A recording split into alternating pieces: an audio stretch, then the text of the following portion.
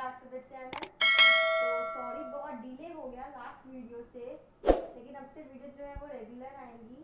तो अगर आपको उसके लिए कोई प्रॉब्लम हुई है तो वेरी वेरी सॉरी। लास्ट हमने किए थे सी फंडामेंटल, जिसमें हमने किया था keywords, expressions, variables, operators, operations, उसका बेसिक स्ट्रक्चर हमारी सी लैंग्वेज का। तो उसके फर्दर हम लोग आज करेंगे स्टेटमेंट्स के बारे में। जो स्टेटमेंट्स हम हमारे प्रोग्राम में यूज करेंगे, कौन सी स्टेटमेंट होती है वो हम देखेंगे। तो हमारी जो दो मेन कैटेगरीज है, input output statement.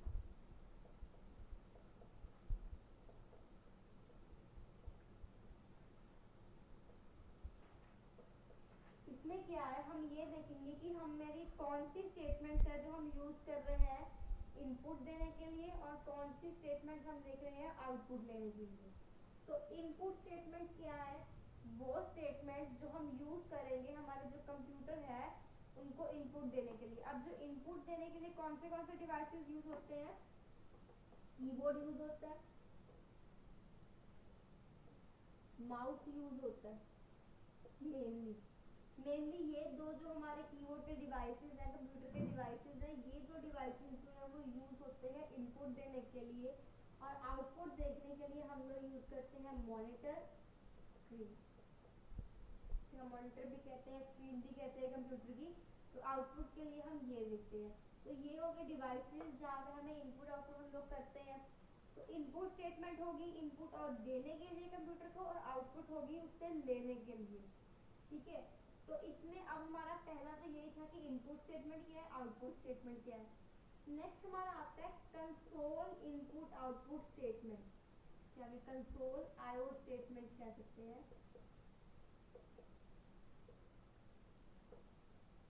Console IO statements मतलब कि इंटरफेस हो गया इनका। जब जो हमारी इंटरफेस मीन्स कि इनका जो आउटपुट है और हमारी इनपुट जब वो टुगेदरली करते हैं, मतलब कि जो स्क्रीन और keyboard,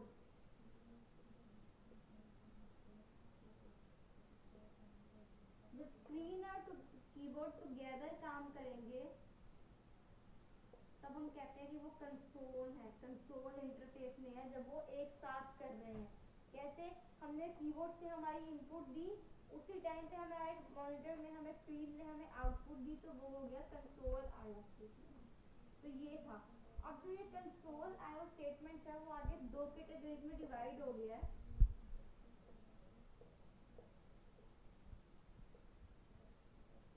formatted console IO function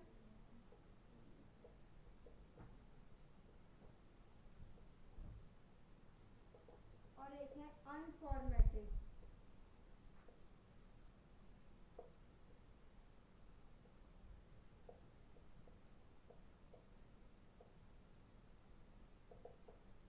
formatted console IO functions और अनफॉर्मेटेड कंसोल आईओ फंक्शंस। तो इन दोनों में बेसिक डिफरेंस क्या है। जो ये फॉर्मेटेड है वो तो अलाउ कर देता है इनपुट लेनी कीबोर्ड से। ठीक है, इसमें क्या लिखा है कि allow the input read from the keyboard, allow कर देता है कीबोर्ड से इनपुट लेनी, और अलाउ कर देता है मॉनिटर पे आउटपुट दिखाने, डिस्प्ले करने। ठीक है, तो ये हमारा हो गया जैसे। तो ये इसका मेन क्या है, ये जो है वो अलाउ कर देता है, जो अनफॉर्मेटेड है वो प्रॉपरली इतना अलाउ जो है वो नहीं करता हमारा।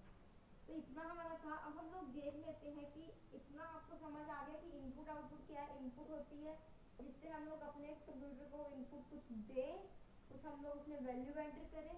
आउटपुट जहाँ जो हमें मॉनिटर हमने जो वैल्यू एंटर की है, जो हमें उसका हमारा कंप्यूटर है वो हमें डिस्प्ले करवाता है अपनी मॉनिटर स्क्रीन के ऊपर, वो होती है आईओ स्टेटमेंट। कंसोल में क्या है, जब दोनों स्क्रीन और कीबोर्ड इनपुट और आउटपुट दोनों इकट्ठे काम करते हैं, तब वो कंसोल होता है। Console input output, console IO functions होते हैं, या फंक्शंस भी कह सकते हैं। कंसोल आईओ फंक्शंस होते हैं। तो ये कंसोल आईओ फंक्शंस आगे दो तरह के हैं, फॉर्मेटेड और अनफॉर्मेटेड। अब देख लेते हैं फॉर्मेटेड कौन से हैं और अनफॉर्मेटेड कौन से हैं।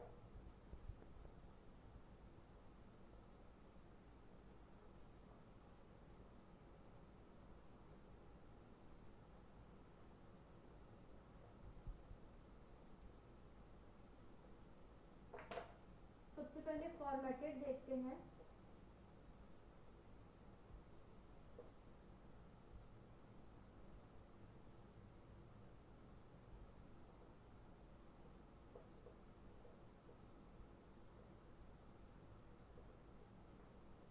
जो हमारा फॉर्मेटेड है, फॉर्मेटेड कंसोल, इसमें सिर्फ और सिर्फ हमारे दो फंक्शंस आते हैं, दो हम लोग फंक्शंस कह लो, दो स्टेटमेंट्स आती हैं। पहली होती है printf,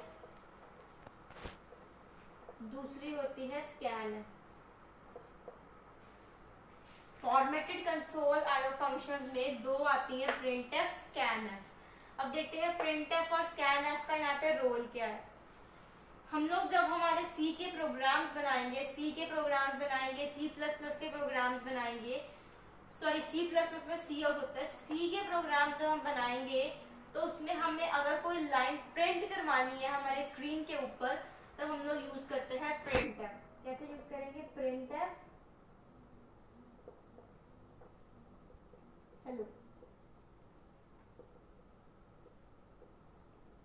ये इसका सिंटैक्स होता है। हमने प्रिंटफ स्टेटमेंट लगाई, उसके बाद इन्वर्टेड कॉमास में जो भी लिखना था, इन्वर्टेड कॉमास के अंदर जो लिखा होगा वो हमारी जो स्क्रीन आएगी उसके ऊपर डिस्प्ले हो जाएगा। Hello, last with the end with semicolon, अगर सेमीकोलन से टर्मिनेट होता है, ठीक है। तो ये हमारा हो गया printf is mainly used to print something on display screen.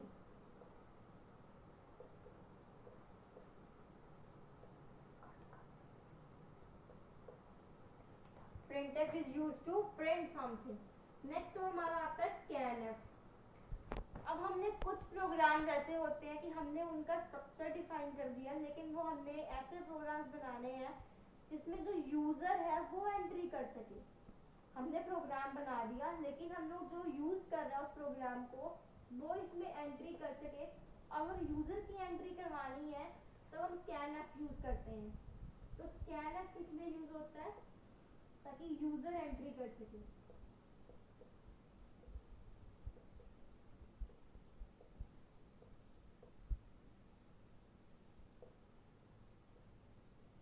Simple कहें, scanf is used to take input from the user।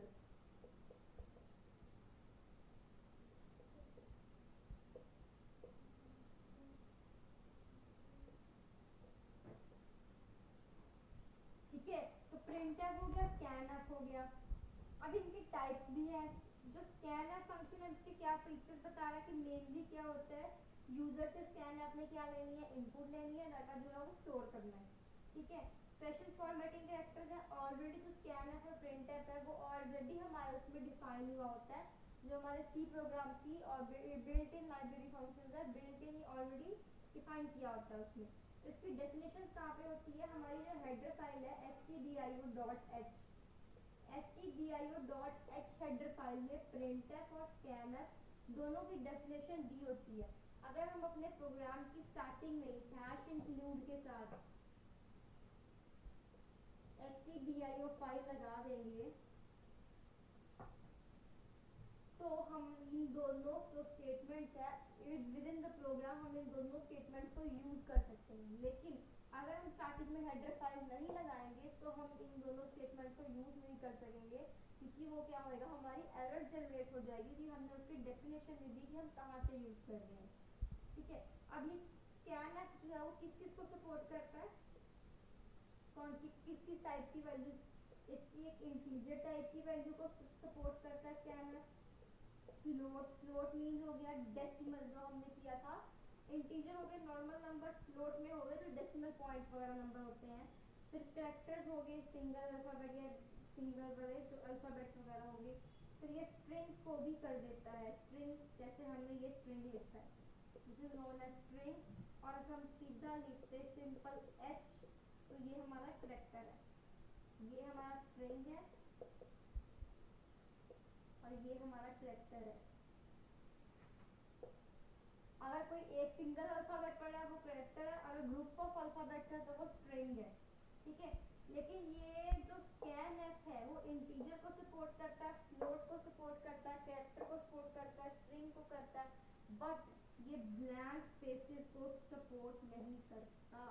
अगर आपके उसमें ब्लैंक स्पेस दोगे तो it will not store blank spaces, इस टाइप को सपोर्ट करेगा। ब्लैंक स्पेस को स्कैनफ जो है वो सपोर्ट नहीं करता। ठीक है जी, तो ये हमारा हो गया। अब हम देख लेते हैं हमारे स्कैनफ फंक्शन का सिंटैक्स क्या है। इसका सिंटैक्स बहुत सिंपल है, स्कैनफ, ठीक है, स्कैनफ लिखा, इन्वर्टेड कॉमास लगाया, जितने भी हमने आगे यूज करने हैं, स्ट्रिंग 1, स्ट्रिंग 2, ठीक है, ऐसे करके हम लोग लगाते जाएंगे। कंट्रोल स्ट्रिंग लगाया, इन्वर्टेड कॉमा लिखा, कंट्रोल स्ट्रिंग, ठीक है। ये उसमें यूज होता है जिसमें हम कंट्रोल स्ट्रिंग यूज करते हैं, जैसे कि हमने हमारा जो फॉर्मेट का स्पेसिफायर है, इंटीजर का स्पेसिफायर, फ्लोट का स्पेसिफायर है, परसेंटेज एफ कैरेक्टर का है, परसेंटेज सी, ठीक है। तो ये जो स्पेसिफायर्स है वो हम लोग इसमें सबसे पहले वो करेंगे स्पेसिफाई कि हमारा किस तरह का हम लोग यूज करने जा रहे हैं, कौन सी टाइप है। उसके बाद हम लोग अपने एम परसेंट के साथ वेरिएबल्स के नाम लिखेंगे, वेरिएबल 1 एम परसेंट, इसको एम परसेंट का सिंबल कहते हैं सी प्लस में, एम परसेंट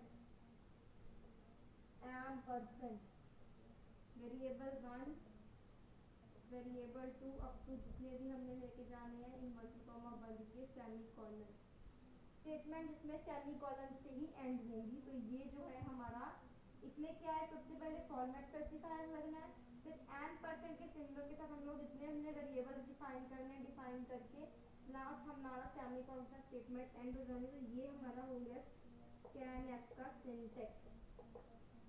क्लियर। नेक्स्ट हम देखते हैं कि हमारे प्रिंटफ के फीचर्स क्या हैं।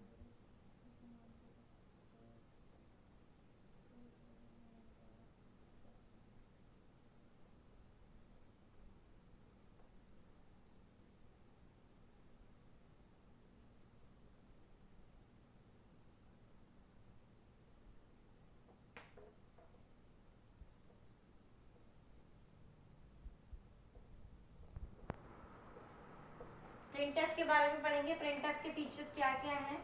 तो प्रिंटफ का क्या है, ये मेनली यूज होता है हमारी आउटपुट देखने के लिए, जैसे मैंने कहा प्रिंट करवाने के लिए। तो एक वैसा फॉर्मेटेड कंसोल आईओ फंक्शन है जो कि यूज हुआ करते हैं आउटपुट देखने के लिए, आउटपुट के लिए यूज किया जाता है इसको, ठीक है। तो इसके साथ हम लोग मैसेजेस प्रिंट करवा सकते हैं, वेरिएबल की वैल्यू करवा सकते हैं प्रिंट, जो मर्जी हम लोग चाहे, स्ट्रिंग करवा सकते हैं, कुछ भी हम लोग प्रिंट करवा सकते हैं। जैसे कि स्कैनफ की जो डेफिनेशन थी वो कौन सी हेडर फाइल में स्टोर थी, stdio.h हेडर फाइल में स्टोर थी, वैसे ही इसकी डेफिनेशन भी stdio.h हेडर फाइल में स्टोर होती है, ठीक है। सेम प्रिंटफ जैसे स्कैनफ। अगर आपने प्रिंटफ स्कैनफ दोनों यूज करने हैं अपने प्रोग्राम में, तो सिर्फ आपको एक हेडर फाइल देने की जरूरत है, जिससे कि आप प्रिंटफ को भी यूज कर सकोगे, स्कैनफ को भी यूज कर सकोगे। नेक्स्ट, अब ये किस किस तरह के सपोर्ट करता है, ये भी इंटीजर को सपोर्ट करता है, फ्लोट को सपोर्ट करता है, अरिथमेटिक एक्सप्रेशन सपोर्ट करता है। अब जिन्होंने ये सब कुछ नहीं किया वो लास्ट जो पुराने वाली वीडियोस हैं उनके लिंक्स डिस्क्रिप्शन में डाल दिए जाएंगे, वो आप पुरानी वीडियो पे देख सकते हो कि ये सब क्या है, ठीक है। तो उसके बाद अरिथमेटिक एक्सप्रेशन जो एक कैरेक्टर हो गया, स्ट्रिंग हो गई,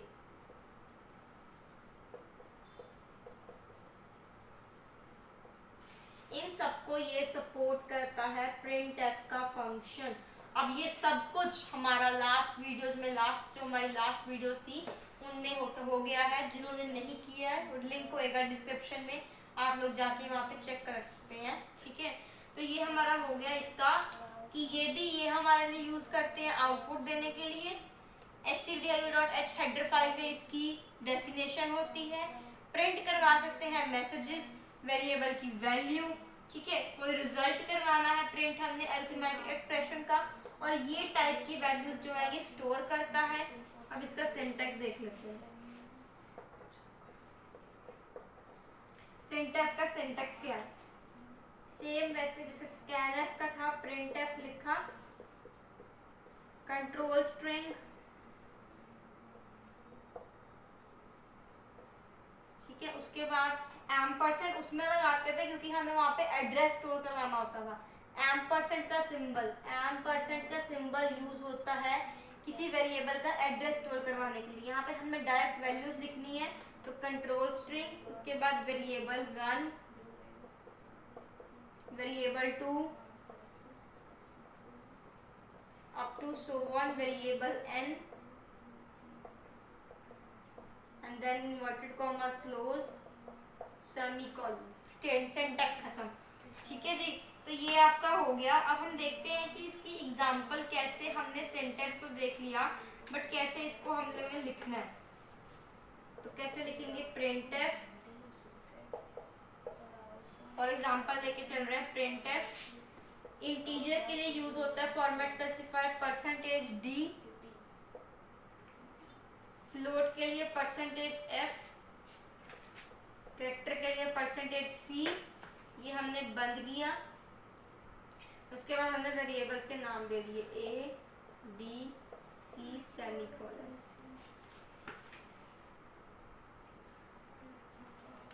%d फॉर्मेट स्पेसिफायर है इंटीजर का, %f फॉर्मेट स्पेसिफायर है फ्लोट का, %c फॉर्मेट स्पेसिफायर है कैरेक्टर का। ठीक है, तो यहाँ तक अगर देखा जाए तो हमारा जो है फॉर्मेटेड IO कंसोल जो फंक्शंस है वो हमारे कंप्लीट हो चुके हैं। तो एक आपको छोटा सा प्रोग्राम बना के दिखा देते हैं कि ये जो फॉर्मेटेड आपके printf, scanf है वो चलेंगे कैसे।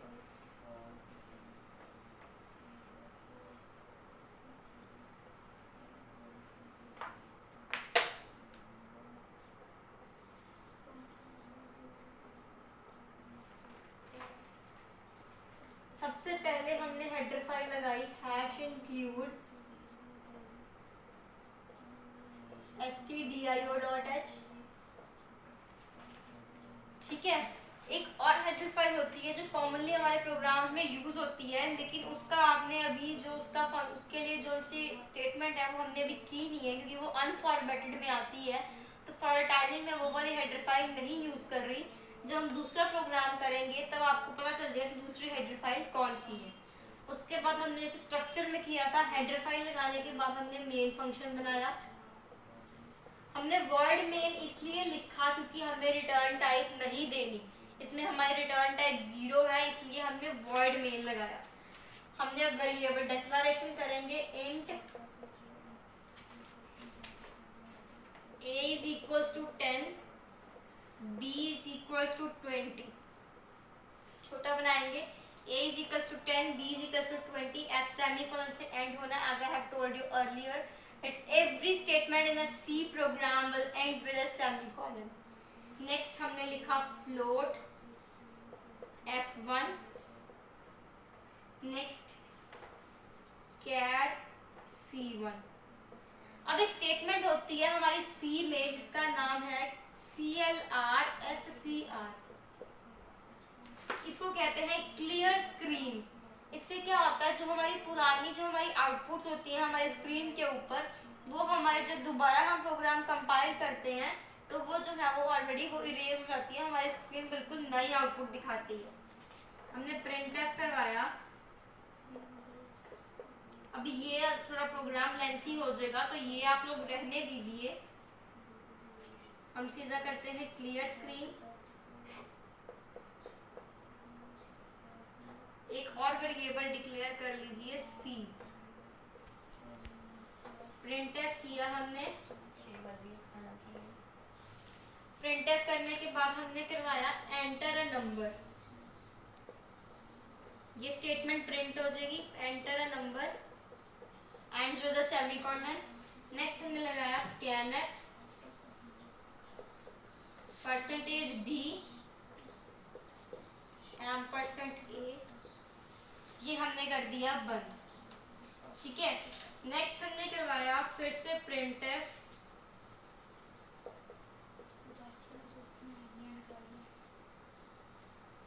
enter any 2 numbers, scanf %d। अब ये दोनों इंटीजर टाइप की हैं तो दोनों बार %d ही लगेगा।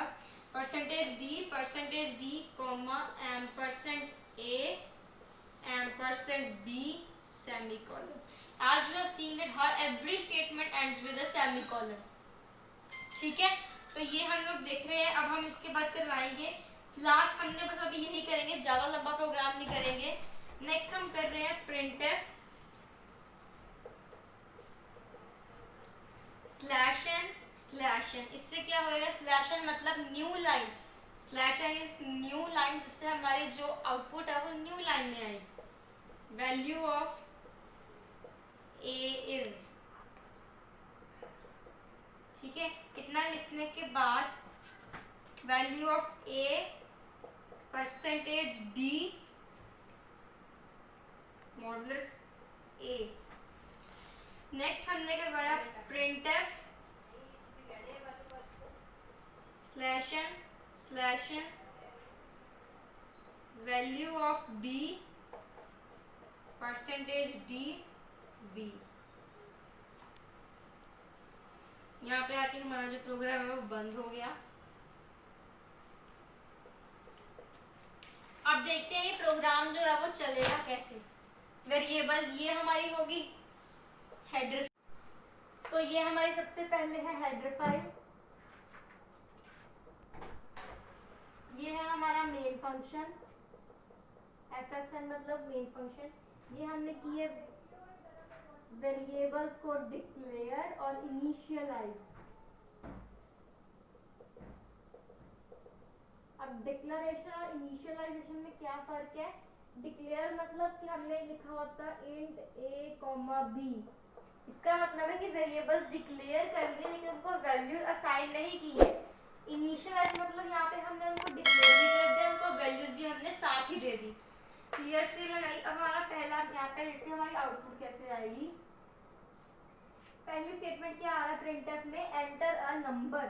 तो वहां पे लिखा क्या आ जाएगा? Enter a number. ठीक है, पहली स्टेटमेंट हुई. दूसरा क्या है? Scanf percent modulus a. तो इसमें क्या आ जाएगा? हमने कोई वैल्यू एंटर कर दी 10.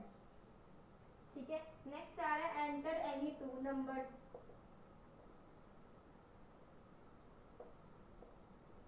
मैं शॉर्ट फॉर्म में लिख रही हूँ. तो क्या है? Percentage D A and B. वहाँ पे आ जाएगा 10 कॉमा हमने 20 कर दिया ऐड.